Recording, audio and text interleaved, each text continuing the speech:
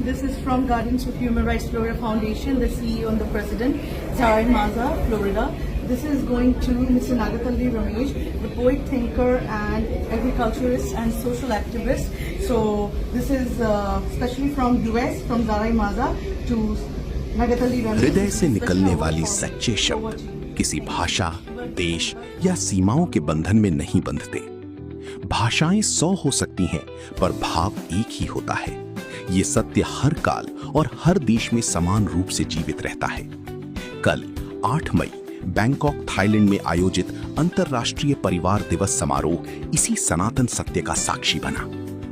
इस अंतर्राष्ट्रीय कार्यक्रम के केंद्र में थे कर्नाटक के कवि, चिंतक, संगठनकर्ता और कृषक नागाथीहल्ली रमेश। मानवाधिकार कार्यकर्ताओं, पर्यावरण प्रेमियों और अनेक देशों के विचारकों की उपस्थिति में उन्होंने मुख्य वक्ता के रूप में अपने विचार रखे। पर्यावरण संरक्षण, मानवाधिकारों की आवश्यकता, स्त्री के प्रति दृष्टिकोण और मानव सभ्यता के भविष्य पर उनके शब्द उपस्थित जनों के हृदय को गहराई से छू गए। उनके विचारों का सार कुछ इस प्रकार था। मातृत्व सृष्टि की आदि चेतना है। केवल मां की करुणा और धरती की करुणा ही मानव जाति को बचा सकती है। स्त्री केवल एक शारीरिक उपस्थिति नहीं, वो जीवन की संवेदनशील चेतना है। स्त्री में हृदय प्रकाशित होता है, वो भीतर का उजाला है। पर पुरुष में अधिकतर केवल बुद्धि प्रकाशित होती है, और बुद्धि कई बार अंधे कमरों से भरी होती है। वही पुरुष अहंकार है, मैं का मोह। इस प्रसंग में उन्हें जलालुद्दीन रूमी की पंक्तियां याद आईं। मैं आया हूं, द्वार खोलो। कहने पर भी द्वार नहीं खुलता, पर जब कहा जाता है तुम हो, तभी द्वार खुलता है। इस प्रकार पुरुषत्व कई बार मैं की अवस्था बन जाता है। इसके बाद उन्होंने अपनी ही एक कविता का स्मरण किया। स्त्री, चयन करने वाली, जो सब कुछ पा लेने पर भी सब कुछ हथियाती नहीं।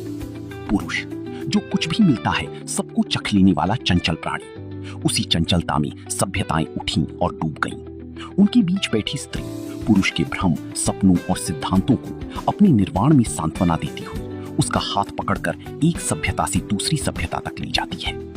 उन्होंने कहा कि गौतम बुद्ध और जीसस क्राइस्ट भी एक प्रकार से मात्र हृदय वाले थे। इसीलिए आज मानवता को बुद्ध और यीशु के विचारों की सबसे अधिक आवश्यकता है। जब संसार युद्ध की विभीषिका में डूब रहा है, तब प्रेम, करुणा, शांति और सहनशीलता का संदेश देने वाले सैकड़ों बुद्ध और यीशु जैसे हृदय संवादों की आवश्यकता है। उन्होंने कहा कि युद्ध का सबसे बड़ा दुष्प्रभाव स्त्रियों और बच्चों पर पड़ता है। जब मनुष्य मातृत्व की आंखें खो देता है, तभी ऐसे विनाश जन्म लेते हैं। युद्ध केवल मनुष्यों को नहीं, संपूर्ण जीव जगत को नष्ट कर देता है।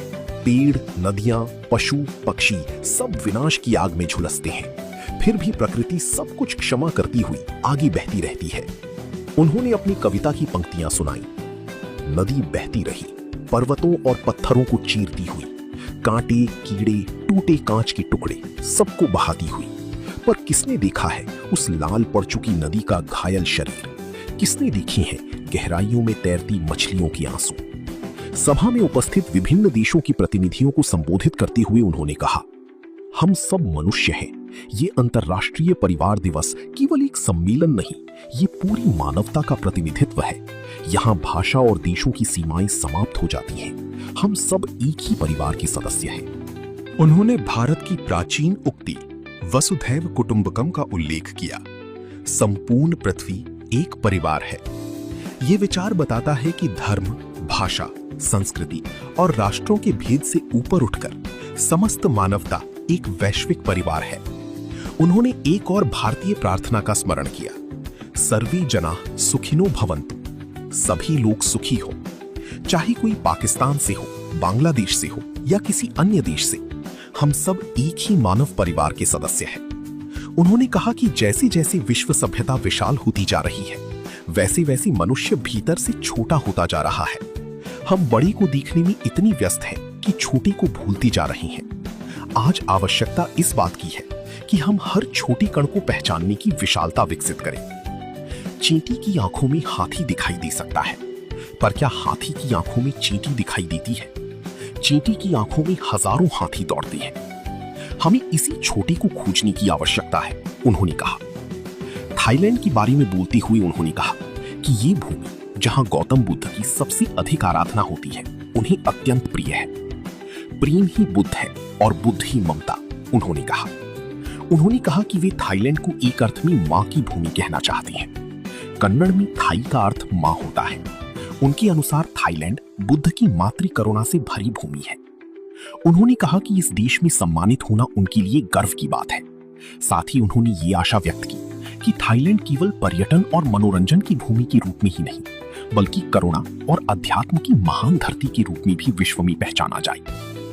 Empower global academy, youth for human rights international, ladies खाना तथा श्रीलंका मानवाधिकार परिषद के सहयोग से आयोजित इस समारोह में नागाथीहल्ली रमेश को विशेष अंतर्राष्ट्रीय सम्मान से अलंकृत किया गया, जो समस्त कन्नड़ समुदाय के लिए गर्व का विषय।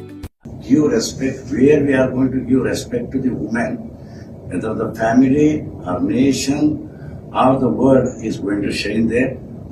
And extends generously the products, its life activity.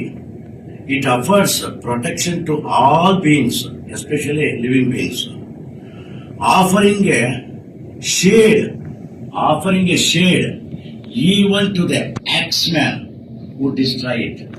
We have to know that is the nature of it.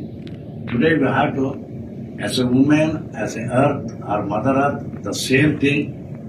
The woman, earth, fulfill everybody's needy things, not greedy things. Today, man means greedy. So you have to think about, on this occasion, I'm going to, one small of my poem, I'm going to read it. It shows. Woman. The woman is very picky. She does not swallow everything she gets. The woman is very picky. She does not swallow everything she gets.